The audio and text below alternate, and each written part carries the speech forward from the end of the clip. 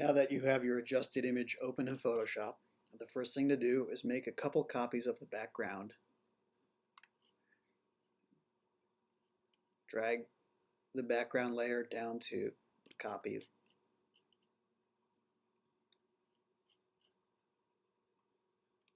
Okay, so I've got background, background copy, and background copy too.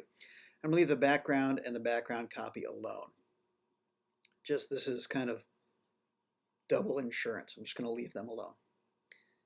I'm going to rename the background copy 2 to Skin Retouch.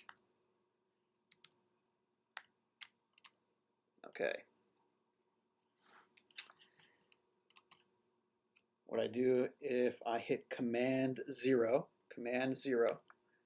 that makes the image fit in frame. If I hit Command plus, it zooms in. So what I'm looking for, here, let's grab this hand tool right here.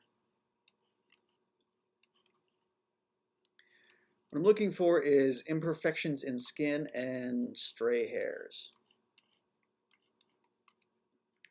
Zoom in even more. Okay, everyone has imperfections in skin. Pores and natural skin texture, I'm going to leave alone. Okay, this is a real person and we want our final picture to still look like a real person. Some of these bumps, which are inevitable, and they are particularly highlighted when we have a single source of light, so they have little shadows to them.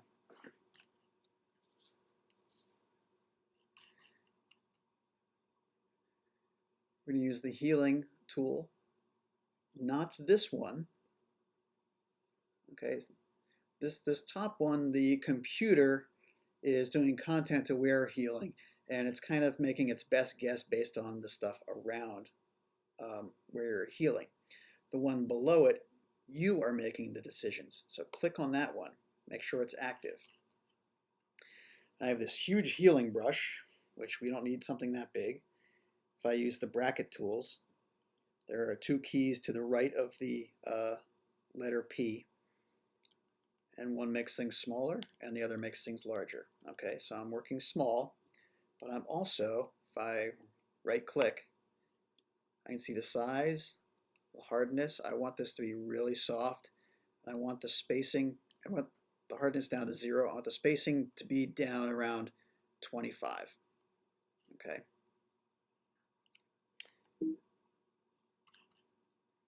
And if I want this dialog box to go away, I have to click on somewhere neutral. There. Make a small brush. Let me zoom way in.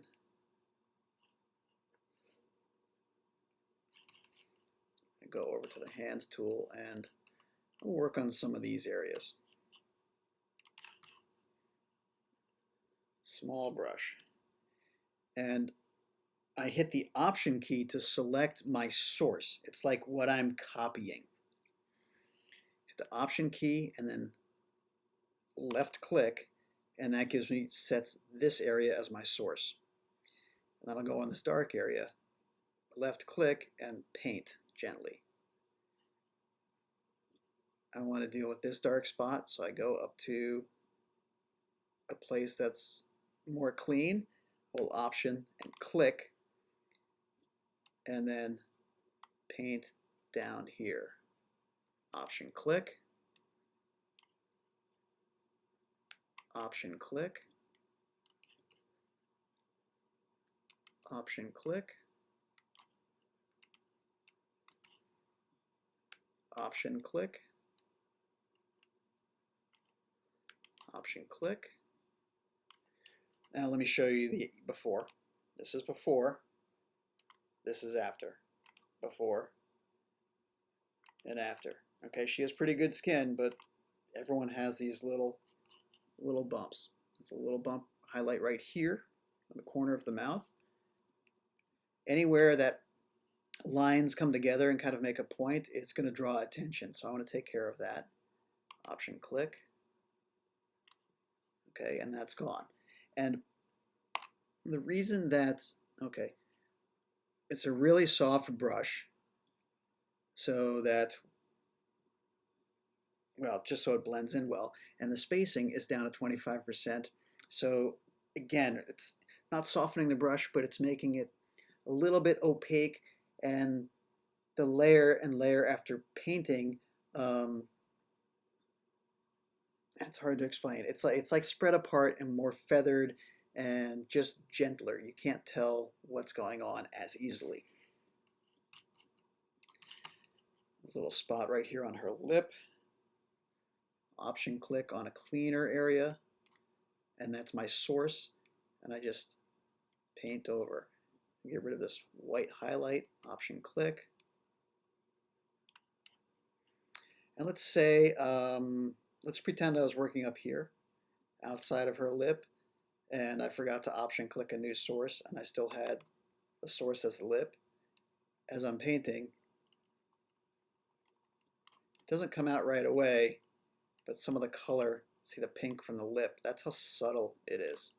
It starts to come back. If that's a mistake, I hit Command Z. If I need to go backwards one more, I can hit Option Command Z. Okay, so you just work your way around and find the big imperfections. Okay, you want to leave pores alone.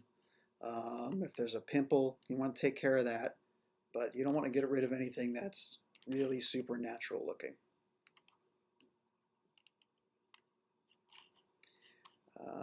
You could do this for a long time. Let's take a look at the eyes.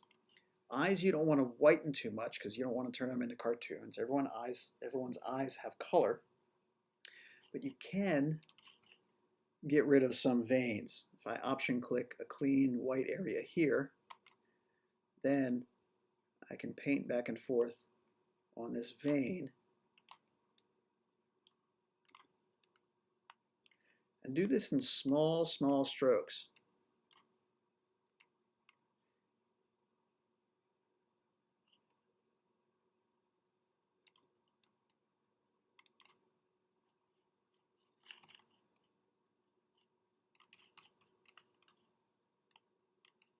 Some hairs going across her eye, which I can take care of.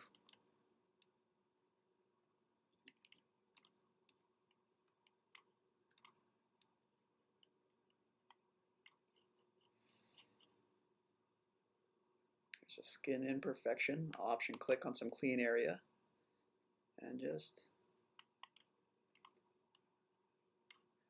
I find that if I sample several areas and go over the same correction several times, it blends together and makes it more natural.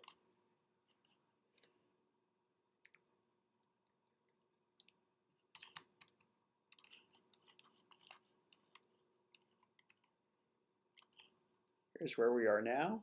Here's the before. Just look down in this area. Still plenty of texture. I just cleaned some things up. I'd probably clean that up if I was doing some real beauty retouching. Probably some things here and here and here.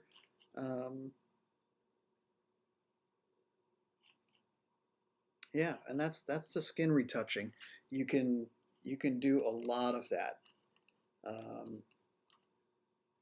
You can choose which freckles to leave in. If there are a bunch of folds in, especially inside an elbow, or if it's a short sleeve shirt and under the arms or have a lot of, not in the clothing necessarily, but just there's a lot of wrinkles here, you can take some things out. I don't know what that blemish is, but that would be worth taking out. Freckle, leave it in, looks perfectly natural and healthy. So the idea is just to clean up those imperfections that tend to change week to week. You don't want to change, or at least in my opinion, you don't want to change the character of the person. But if someone's having just a bad skin day, there's things you can clean up. If someone has something going on that week, you can get rid of it. But changing the entire character of the person is not really the point of at least this type of photography.